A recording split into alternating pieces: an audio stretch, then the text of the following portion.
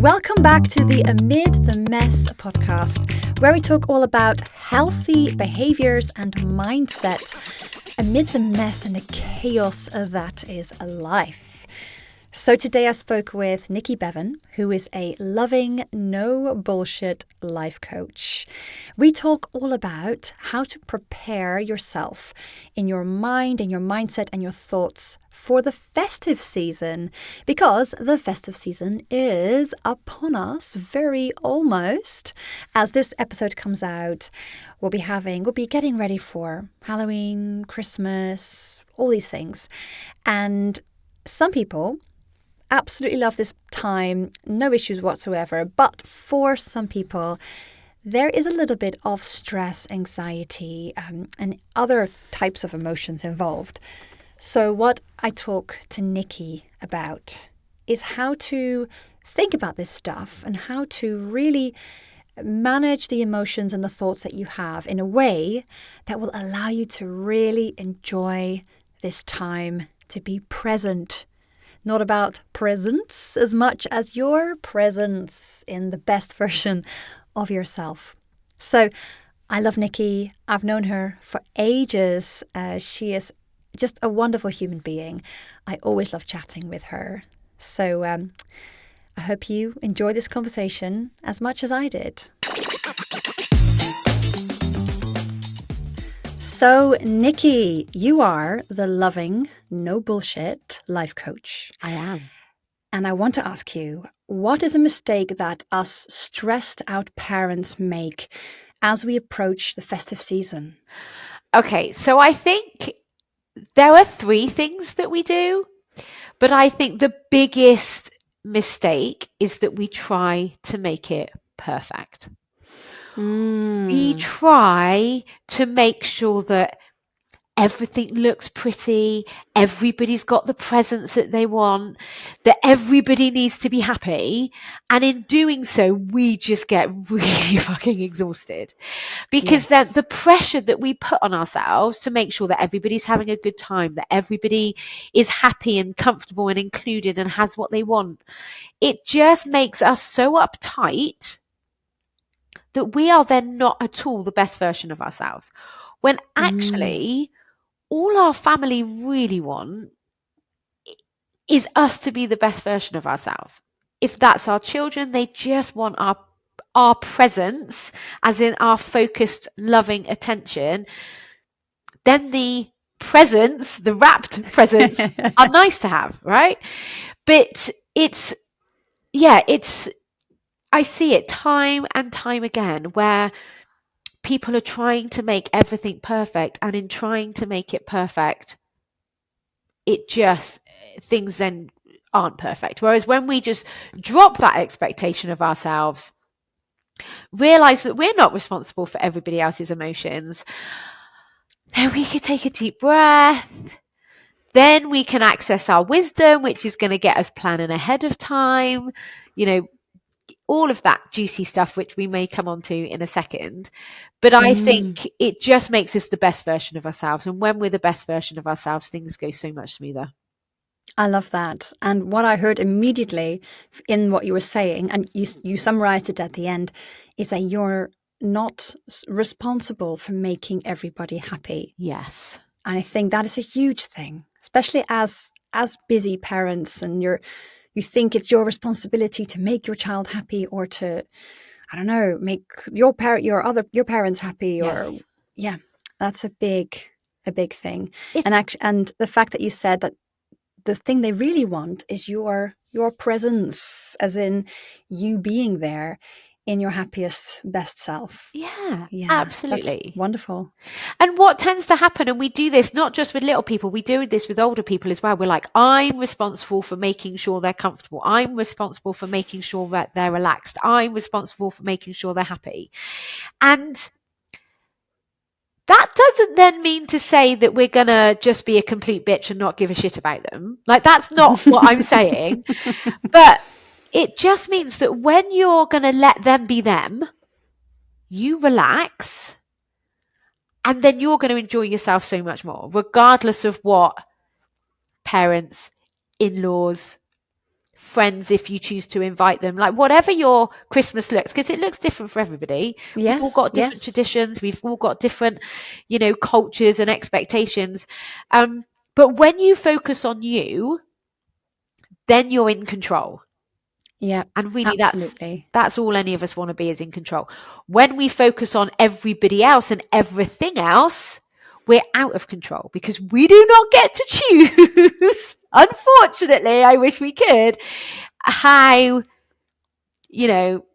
mother-in-law responds, or how dad responds. Or for me, actually, at Christmas, we tend to invite a number of our neighbours around that are on their own. Oh, that's nice. And so we invite them in, and that sometimes people are on their own for a reason.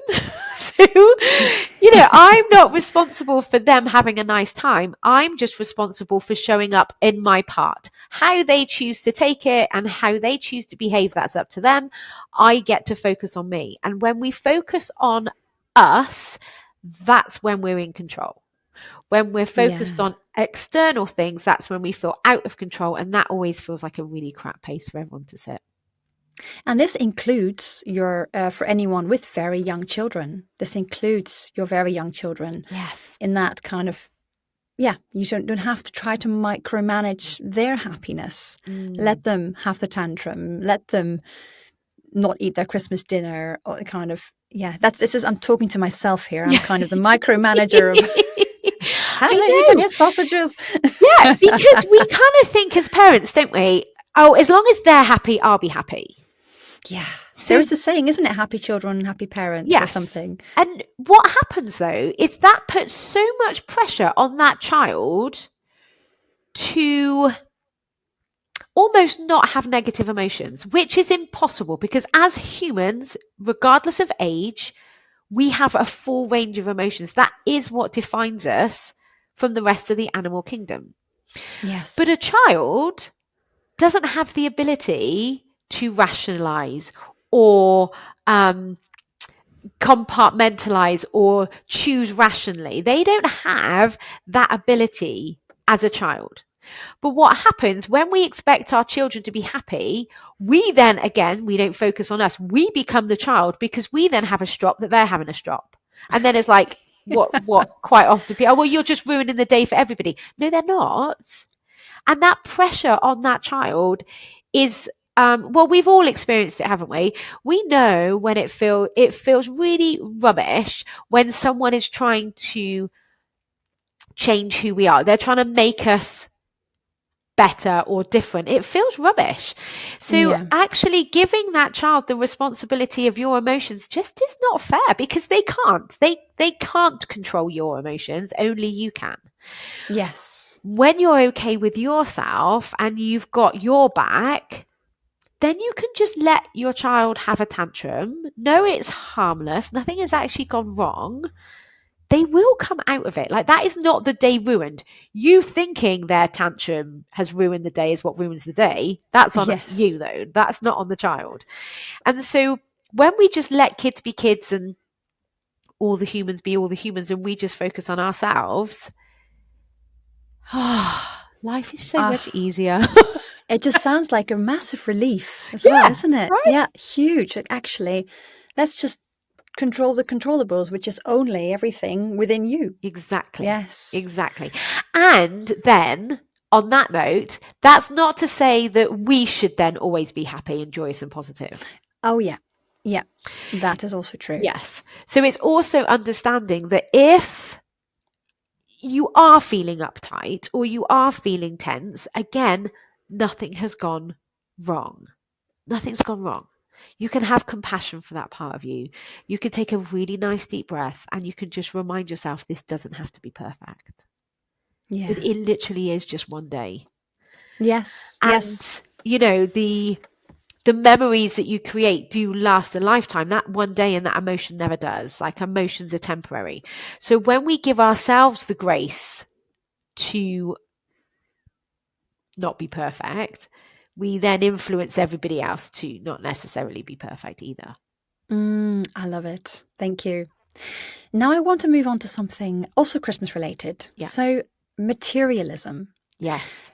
So okay, let's talk gifts. There seems to be maybe the pressure. It's like a culture to always buy presents for your family members, children, friends. And to me, over the years, it starts to feel more and more and more materialistic.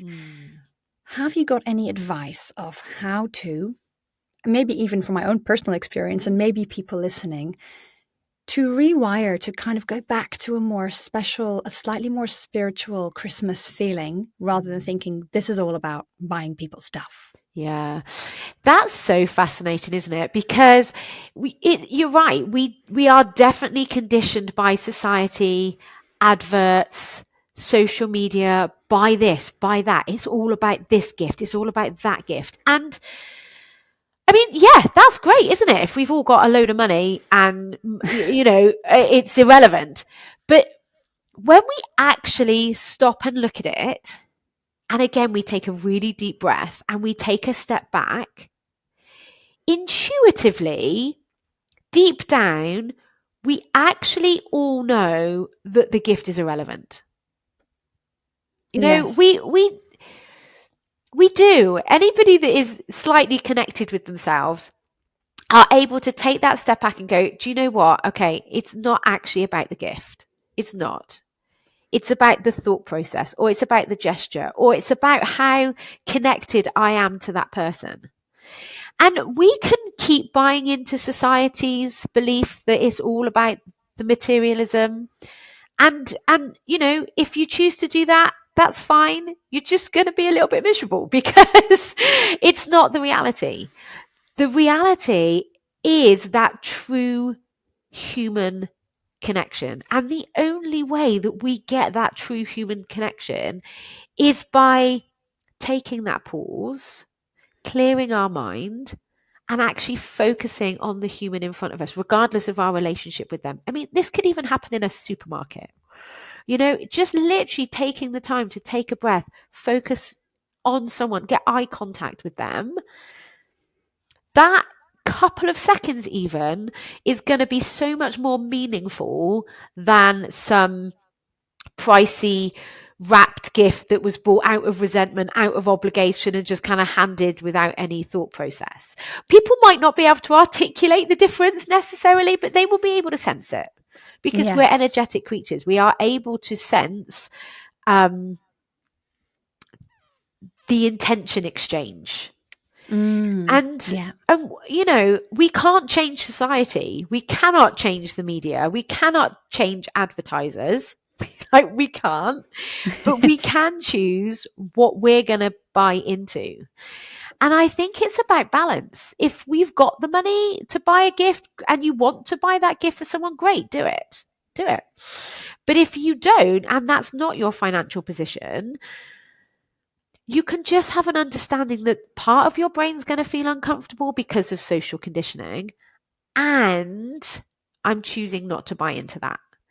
So, I've just started making raw vegan chocolate. It's refined sugar free and it's really delicious. I love it. Wow. And it doesn't last very long in my house. But this Christmas, I'm thinking maybe I'll just put some of that in a box for friends. Yeah. Or nice. maybe I just don't do anything. For quite a few years now, we haven't bought extended family members gifts. We just haven't done it. And there comes along with a little bit of a discomfort around, what are they going to think about that? But here's where you get to choose your discomfort, because you're going to be uncomfortable either way. Whether you choose not to buy a gift, you're going to have the discomfort of their potential perceived judgment. That part of your brain is going to be uncomfortable that way. Or you choose the discomfort that ends up buying a load of gifts, stressing over wrapping, not having any time for anything else, and the discomfort that brings. So if you're going to choose your discomfort, because that's life, you get to decide which discomfort you would rather experience. One that's going to create a calm, presence with your family, or the discomfort that's going to create the physical present and then the stress that comes with it. One's going to grow you as a person, one's going to keep you stuck spinning. But either way, it's uncomfortable. So you just get to Yeah. choose your discomfort. Yeah, I like that. Absolutely. Yeah, because I guess discomfort is something we will have to learn how to deal with. You do. So yeah, you can't have life without it. I Definitely. know. And I really wish I had a magic pill or a wand that just like everybody did everything that we wanted in the way that we wanted them to do it. Because that's the other thing, right? We're happy for people sometimes to do it, but they have to do it our way. Mm, But like that's just not life. And we can argue against that, or we can just accept it. yeah. And, we are not designed to be comfortable all of the time. And I don't think neither should that ever be our goal. No, I don't think it's It's, good for you actually, yeah, getting it's, in discomfort. But I yeah, think that's a whole a different whole different thing. conversation. But it's interesting around Christmas because Christmas does bring up a lot of loneliness. It brings up a lot of, Mm. if you've lost, if family members have passed, it could be a very reflective time of year. Let's talk about that Yeah, actually. It's not on my list of questions, but you've hit a really important point. yeah, So yeah, loneliness, some people associate it with difficult things that happened in their life, people passing away, a breakup maybe, or yeah. So how would you advise or coach someone to think around that and to help themselves deal with that? yeah. So again, for me, it comes back to choice. I do not buy into the positive, um, The toxic positivity? toxic positivity. Yeah. Happy, happy, happy, happy, It's always bullshit. happy. It's Yes. especially around Christmas. Because the other thing that Christmas sells us is this beautiful family table with the roast dinner and everybody's loving and getting on, and you've got all the generations that are laughing and joking, and for some people that is not their reality. Either they're on their own, parents have passed, children have passed in some cases. Mm, Families can be separated. There may not even be a family. Your family might be friends that you've met down the pub, and so I think Christmas can be a very reflective time of year. And I think when we give ourselves permission to remember, to grieve if it's appropriate, to, yeah, give ourselves a space to do that, that is real.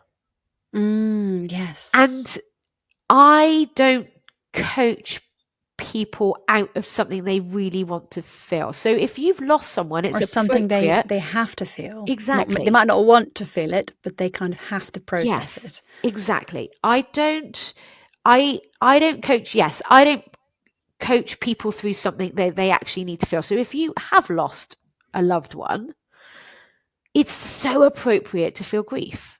So appropriate to feel grief, especially around a time of year when families should get together. If Yeah. your parents may still be living and you don't have a good relationship with them, there may be a grief attached to that because the expectation hasn't been met. So Yes. I think it's far more productive to give yourself a moment, even if it's 10 minutes. Stick a timer on your phone and write 10 minutes. I'm going to allow myself to feel what I truly want to feel. Yeah. And could that look like, you kind of go to a place, go to your comfortable room or wherever you like to be, and you can do like a almost a mindful movement thing, maybe yoga practice, maybe just lie down on the bed and just think about that sadness or grief and let it overwhelm you. And Yeah. then I guess feeling that, then you can, okay, 15 minutes later, Yeah. you can get on with your day. Does Yes. it look like that? Exactly. But it's in the word emotion.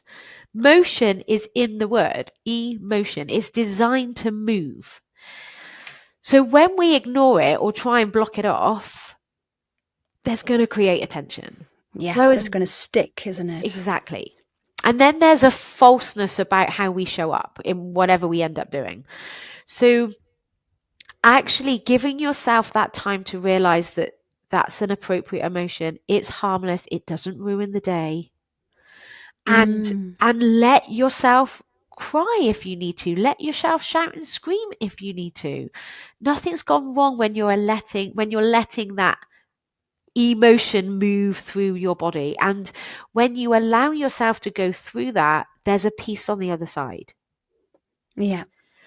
Whereas, and would you say people should go into a place by themselves and do this privately, or like around their family? Like, for example, if you had children, you said, would that be appropriate to do in front of them? I just want to be absolutely clear about what you would say. well, I don't think there's ever a should. Yeah. There's not a way that you should do it. It is very personal. However, I do always get very curious about why we wouldn't want our children to see us grieving when it's such appropriate. I don't know why you would hide it away from someone that you actually love. Like if you're having a Christmas with people that aren't actually that close to you, then maybe you might want to do it in private. But when we're vulnerable, especially with the key relationships, that creates a connection. So how I would do it is I let my boys see me crying. I don't hide that from them. It is so, especially when it comes to grief, especially in England, there's kind of a bit of a, shoulders back, head up, must crack on. And yes, and it's just bollocks, because actually everybody wants to cry and everyone's pretending to be strong so they don't cry, which means then everybody else feels like they can't cry because they will have to be strong. Whereas actually all that anybody wants to do is just sit and go, this is really hard. I'm really missing them. Now, we are incredibly fortunate so far in my lifetime where I haven't actually, both sets of parents are still alive. Fortunately, I haven't lost any very close, significant relationships. So I haven't had that to put it into practice. But just before last Christmas, we did say goodbye to our dog, literally like the weekend before Christmas. She was 16 and a half. She was my first baby. And it was very, very appropriate to cry. And leading up to the moment that we took, and afterwards, we all sat there and all four of us were crying, because that's true. That is a true, pure human emotion when you're saying goodbye or have lost something or someone that you love. And I just think when we try not to feel that way, that's what makes it hard. Yeah, in the long run, isn't it? Yeah. And also in the short term, but I think maybe it keeps it stuck in your body for longer. Yeah. And I just think, if you're really not comfortable crying with somebody, why would you not just say to them, I'm actually finding today quite difficult? Yeah. That's honest, isn't it? It's honest. This is so good to hear. So, of course, I've got 2 young children and the oldest is almost 4. And I am always trying to be like as perfect in front of him as possible.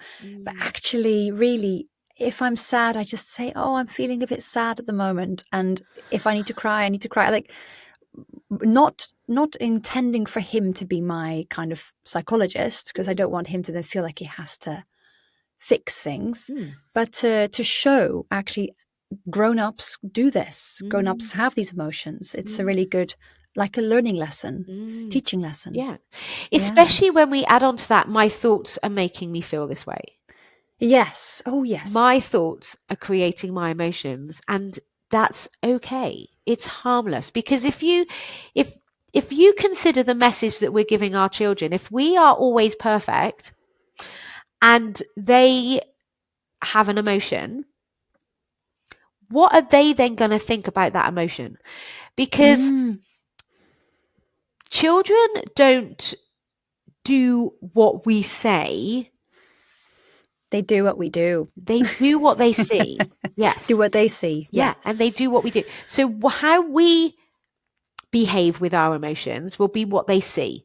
So regardless of whether we say to them, oh, it's fine to cry, it's fine to be upset, if they're never seeing that being played out, they won't ever learn that behavior. It's learned behavior. So you have to consider, and I'm not here to tell you what's right for your family. That's Yeah, none of of my course. business. Yes. But it's about looking at, how do I want my children to be with their emotions? That's what I then have to learn. So Yeah. Brené Brown says this perfectly. She had said a sentence once that just stopped me in my tracks, and is, as parents, we have to be the adult we want our child to become. Yes, that And is powerful. really powerful. And especially as I've got 2 boys, it is vital that they grow up understanding that emotions are normal and appropriate. How we respond to them may be slightly different, as in, it may not be appropriate to go and actually punch someone in the face when you're feeling angry, but feeling angry is fine. Yes. And so part of that is not only me being okay with my emotions, it's also my husband being okay with his emotions, and me being able to hold space for him when he's angry or when he's sad, or, you know, when my children are disappointed, which they're going to be, their kids, like, life, disappointing stuff happens. None of that is a problem. And I don't hide it from them when I'm disappointed. I'm like, oh no, I'm feeling really disappointed. My brain's giving me these sentences. This is not a problem. It will pass. Or, Yeah. okay, my thoughts are making me really angry right now. I'm just going to take a moment and then I'll respond. So I'm not blaming anybody.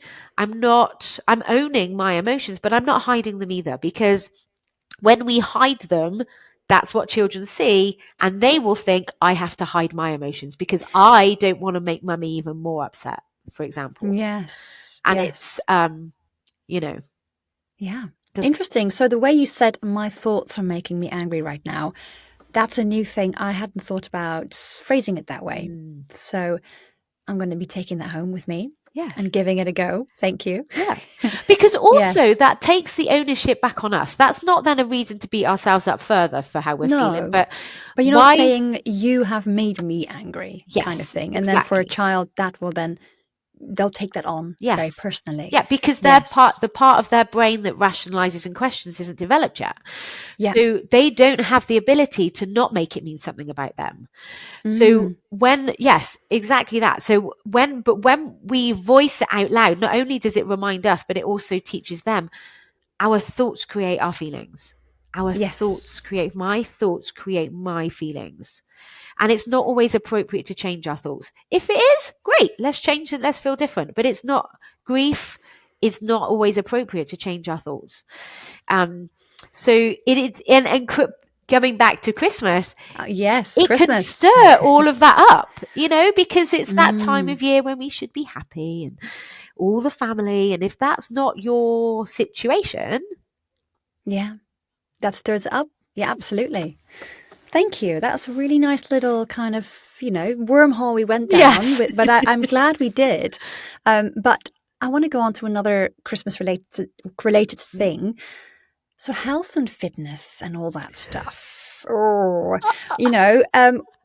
kind of mindset or rethink can we take coming up to the festive period, with the office parties and the this and the that?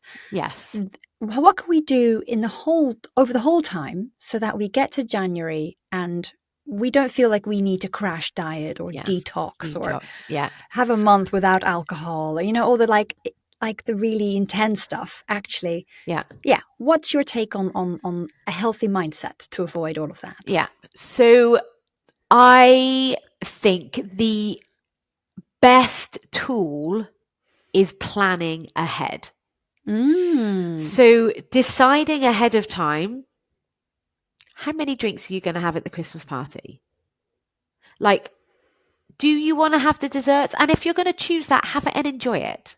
Yes. So I really think when you plan ahead of time, and I definitely do this over Christmas, well, I do this with all my time management, even my tasks, but especially leading up to Christmas, even down to the wrapping. So I've got it in my calendar when I'm going to go Christmas shopping, whether that's virtual or in person. Me and my husband always have a date day around Christmas. So we have a whole day and we go shopping and we get loads of any gifts that we're going to do. So that's planned in. And so is wrapping those presents. That's planned in my calendar. You can do the same for food, alcohol, drink, exercise. Plan ahead of time what you're going to have, because when you plan ahead of time, you're using your prefrontal cortex. It always gives you your best advice. Yes, and that's the rational side of your brain. Yes, the rational side. Not the emotional bit. Yes, right. Yes. So when you leave it to the moment, that's your primitive part of your brain. And that part of your brain does not give a shit about the concept. It doesn't care about the hangover. It doesn't care about the weight gain. Anything 5 minutes from that point, it doesn't care about. It just wants doesn't instant care. Pleasure, basically. Exactly. And it wants it right now. So when you plan ahead of time, you're using your higher wisdom. You're always making the best decisions. Then all you need to do is in the moment not engage with an argument with your brain. So it would sound like, no, we plan to have 3 glasses of wine. I've really enjoyed those 3 glasses of wine. I'm now going to stop. I'm going to experience the temporary discomfort of stopping, because your brain's going to go, I want more wine, or whatever your choice is of alcohol or food. It doesn't matter. But in that moment, that's when you go, okay, coming back to the discomfort we said earlier, I'm choosing my discomfort. I'm choosing to be temporarily uncomfortable tonight so that I don't have the discomfort of a hangover tomorrow. I'm choosing very temporarily to be uncomfortable for just a few minutes throughout the holiday season so that I don't then feel shit for the whole of January. So, and the weight gain and anticipating that discomfort sounds really important, because if that discomfort hits you by surprise, you're like, oh, but I feel really uncomfortable. How can I fix this? Oh, another glass of wine. Yes. But actually, no. I'm going to decide this, and I know it is going to make me feel uncomfortable. Yes. Really anticipating that. Yeah, in the moment. Yeah. And going back to the choosing your discomfort, one is temporary, one has a longer term effect. So if you choose to stop at, 1 dessert rather than 5, or you just have 5 roast potatoes instead of 10, I don't know, or you choose not to do the exercise, that discomfort is going to last so much longer. Whereas if you choose the temporary discomfort of either doing the exercise or sitting with the urge to have more, that discomfort is only temporary. It doesn't have a lasting effect. So again, choose your discomfort. Yeah, choose which one generally has the best long-term effect. Exactly. Really is the good one to choose. Absolutely. Okay, fantastic. Because I do always giggle a little bit when I see all the January stuff come by. And I'm like, really? Like, as a society, it's like clockwork every January. Yeah. And, and I know physiologically for the body, it's not great. Yeah. It would be so much better if you just moderated that enjoyment throughout. Yeah. And then you could also have quite an enjoyable January. You don't have to go crazy in just December and be a monk in January. Exactly. Yeah, exactly. Anyway. Yeah, absolutely. Oh, thank you. Yeah.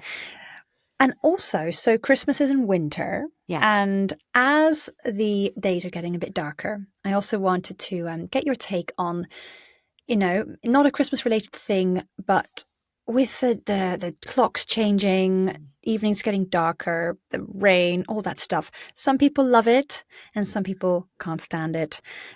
Personally, today in my kitchen, I was looking outside and it was raining. And I must admit, I really started feeling low. And I'm like, I know why this is happening. And I don't want to feel low about the weather. So what kind of mindset shifts can you suggest to the kind of people like me who really don't like the darkness in wintertime? Yeah.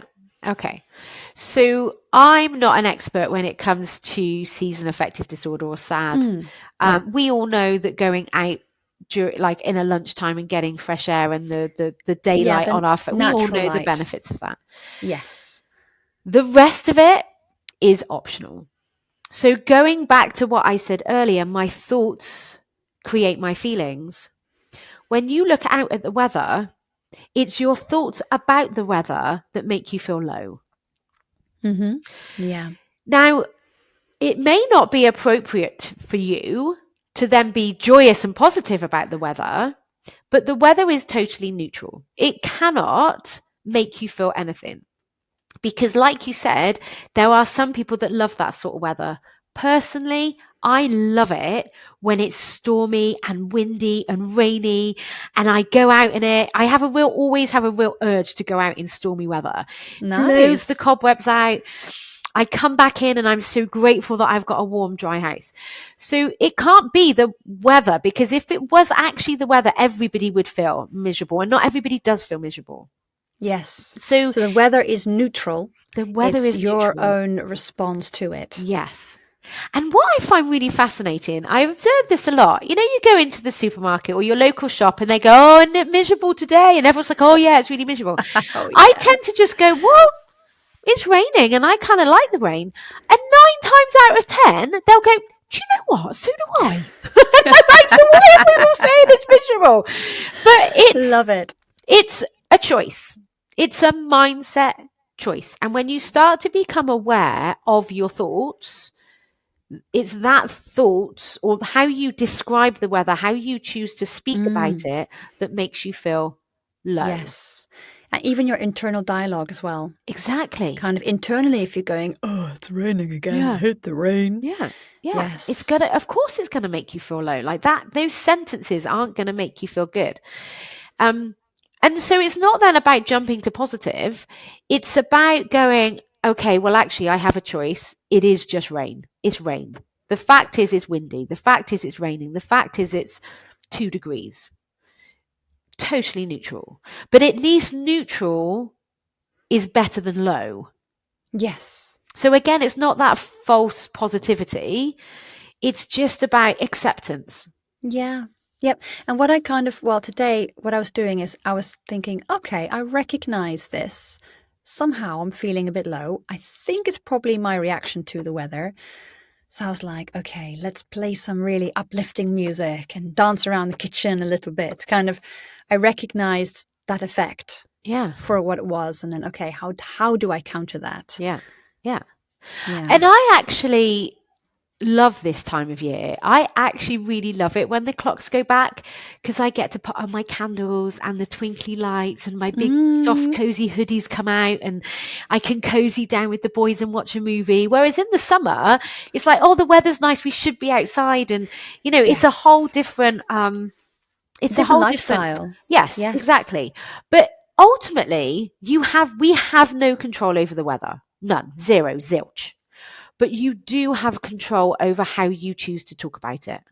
Yes. And it's not then about being joyous and positive, but you can just step to neutral. And because one of the things I love to do, I've got a massive window here, you can't see it, but this morning, and just before we got on actually, we've had a bit of a storm coming through, and the trees are swaying and there's rustling and there's the rain on the floor. I'm fascinated by it. And I'm looking at it going, look how fascinating this weather is. Yeah. So that instantly is so much nicer than, oh, look at the weather. Yeah. You know, that reminds me of a completely unrelated thing. Yeah. But I thought I would say it because my experience of having a child and childbirth were very medicalized. And some people may have thought that as negative if they kind of think, oh, natural's the only way. But in my nerdy brain, I found it fascinating. Yeah. Like we had IVF. I found every step of the way super fascinating. Yeah. I had 2 planned C-sections. I was like, what? This is so amazing. I'm like numb from the ribs down. And so in a way that you're looking at the weather, I was looking at all those medical things, like rather than, oh, it's all so medical and I had no control. IVF and, I had to have a C-section and my natural birth was taken away from me. I was like, this is amazing. I can't feel my legs. So, okay, I'll try to apply that same mindset to the weather. Well, because here's the thing, exactly, because life gives us circumstances. It gives us situations and events that we have no control over. They are things like the weather, other people's behavior. So coming back to getting surrounded by people at Christmas, you have no control over other people's behavior. Equipment breaking down, Wi-Fi not working, traffic, medical diagnosis, illnesses, bereavements. Life, things happen. Yes. And the way that we feel about those events is because of how we think, how we choose to talk about it. And most of us are totally unconscious and in a habit of repeating usually moany sentences, especially when it comes to the weather. Yes. So once you just understand that, then I love the term compassionate curiosity. And I love to ask myself, okay, if that wasn't true, what would I do differently? So let's take the rain. It's raining. That's a fact. Everyone in the world could prove it's raining.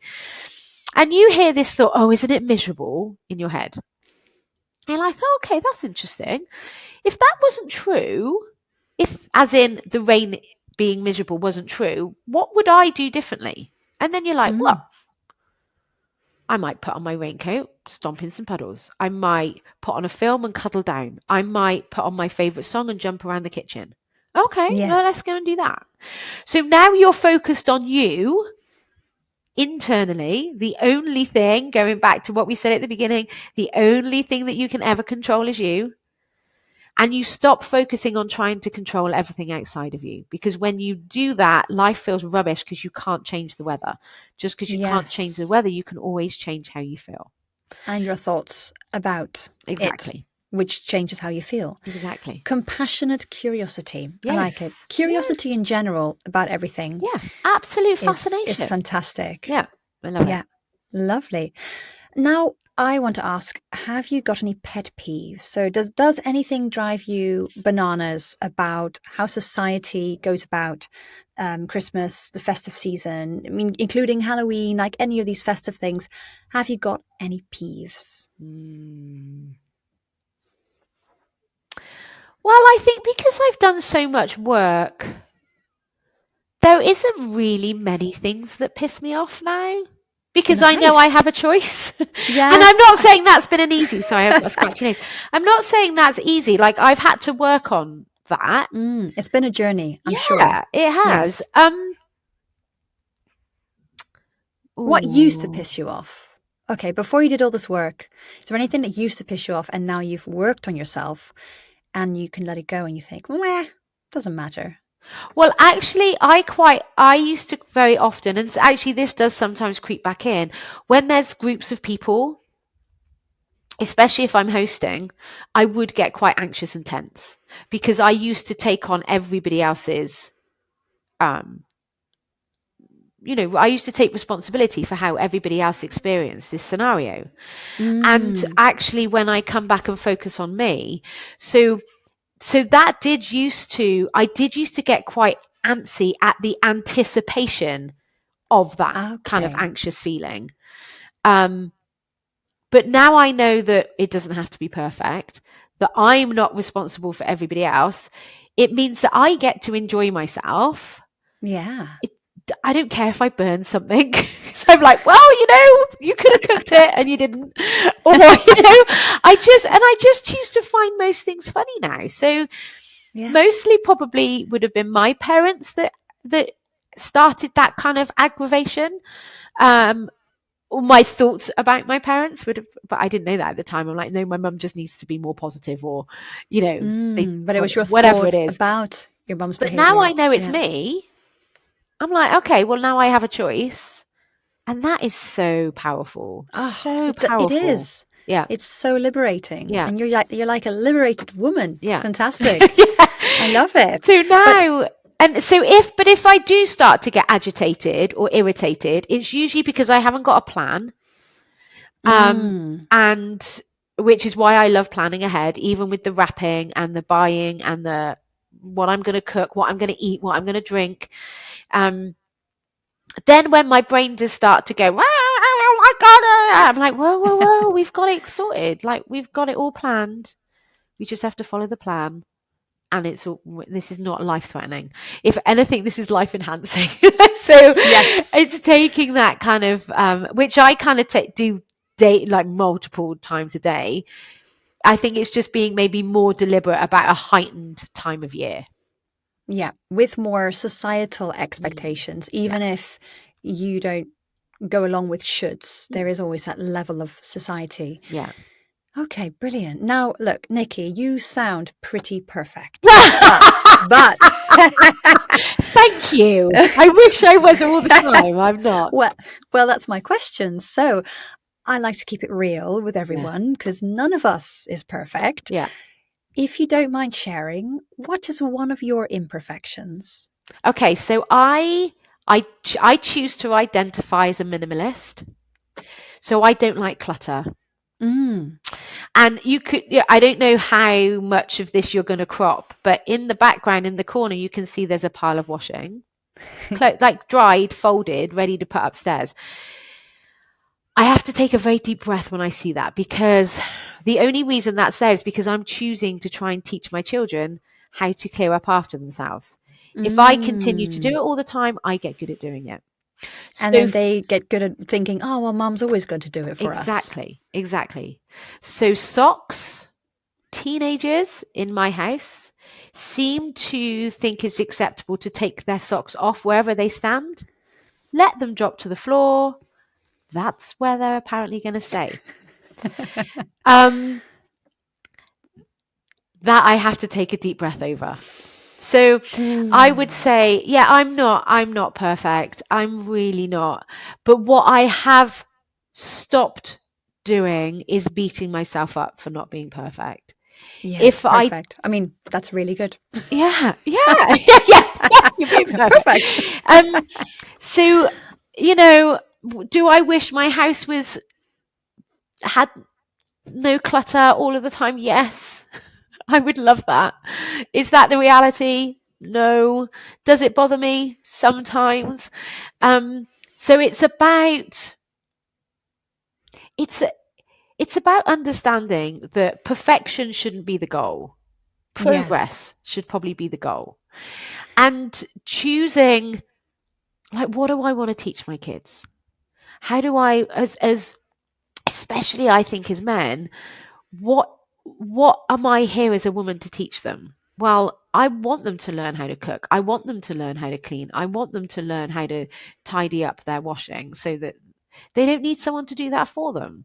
And that takes me stepping into my power and my courage to go against society's conditioning. Yes. And be willing to do something maybe slightly different. And then the discomfort that comes along with that, because part of all of our human brains don't ever want to change. But I would say as well, going back to the health and fitness, I am not good at fitness. Honestly, I do my yoga every morning, thanks to you. Yay. I'm in a very good habit now but I had to started with literally a minute. Yeah, perfect. And I'm up to about 10 minutes now. So it's very rare that I don't start my day with yoga. Nice. I'm bringing in meditation, but it starts with 5 minutes. Yeah. So it's just about starting small and giving yourself permission to not be perfect. Absolutely. I like that. And it's so on brand with this podcast, Amid the Mess. Exactly. And when I look in the background, like there's my yoga mat and some books, and I'm like, that shouldn't be there. And like this pile of washing should, but that's life, isn't it? That's life. And life is messy. Yeah. And we can go around trying to make it all perfect, which is going to make us feel shit and tense and anxious. Or we can just go, and none of it's going to kill us. Yep, absolutely. Yeah, and perfection is the enemy of good or enemy of done, something like that. If you aim for perfection, things never actually get done. Yeah. Or you'll never start the thing because you don't think you can do it perfectly. Yeah. Or you're always busy cleaning your house and you actually never get to do the exercise because you haven't got time for it. Yeah, that's it. Exactly. Yes. Oh, thank you, Nicky. Well, I'm conscious of time. So can you please tell everyone what you do, and if someone wants to get in touch with you, how can they get in touch? Yes, absolutely. So I've got my own podcast as well. It's called the Working Women's Podcast with Nicky Bevan. Yes. So if you do like my style and you do like listening to me, that's a really great place to check me out. I'm on Instagram, I'm on LinkedIn, I'm on YouTube, and of course you can go and check out my website. So I work with my clients mostly one-on-one, but that is going to be shifting soon, and I'm curious and getting fascinated about how a group coaching might sort of be coming into my offering. So I would just say, let's be friends. Come and hang out with me on social or my podcast, and it will evolve from there. Wonderful. Your podcast is very bingeable. Thank you. Definitely. I've kind of just gone. A lot of them are very kind of short and sharp. Yes. So kind of you can just kind of have a little binge session. Yeah. So and I have also just noticed, talking about not being perfect, I haven't even spelled coach right on my title here. I'm a life coach, whatever that is. That's not going to go into the final video anyway. But you can. I think that's brilliant. You're a life coa. Yeah, I'm a life coa. But I think it's things like that. That is a perfect example. I would have beat myself up and gone, oh my God, this is really embarrassing. I'm really stupid. But I'm like, Anne, we make mistakes. Isn't that funny? Yeah, makes you human. It's a choice. Yep. It's a choice. Yeah, we're all humans, and everyone. Yeah, but I think humans relate better with other imperfect humans. Right. I think if so. yeah, absolutely. Yeah. But Nicky, thank you so much. I will put all your links in the show notes. So if someone wants to find your podcast, I'll put that there and all the socials. And thank you so much for coming on. Thank you for having me. I am more excited about Christmas now, and I've got some homework to take with me. Yes. So thank you so much. You are very welcome. Thank you very much for having me. That was Nicky Bevan, everyone. I love her, really. I love the conversation. I always love chatting with her. She just has the best way of putting things in perspective. And I have some homework to take with me. So I've never actually thought about saying my thoughts are making me feel this way. I can have the tendency to be a little bit blamey. If my husband's listening to this, hands up. I'm really sorry. I can be blamey, as you know. I think most of us have this tendency. So, and I hate it. I don't like blaminess at all. So if other people are blamey, I don't like it. So I should really think about myself as well. So I am going to really make an effort to do them. My thoughts are making me feel angry or sad, and see how that changes my experience. And Christmas-wise, well, I am the kind of person, or we as a family are generally the buying Christmas presents like 2 days before Christmas type of people. So scheduling, get it in my diary. When are we going to either do online shopping or in-person shopping? Get it scheduled, get the wrapping scheduled. I'm going to do this. So thanks, Nicky. I will report back to tell you how it went. And so if you're listening to this and this sounds like you, join me in this effort, and let's all be not stressed, be our best versions of ourselves. Take a moment to take a deep breath, maybe a little yoga practice. I can help with that, by the way. And I'm wishing you all a fantastic start to this wonderful festive season. And thank you. If you want to, before we leave, if you want to give me a rating and review on this podcast, I would be delighted on whichever app you're listening on. Please, it takes just minutes. It's a gift you could give to me. So, without further ado, you'll see me again next week. I hope you have a wonderful week, and thank you for listening. Bye.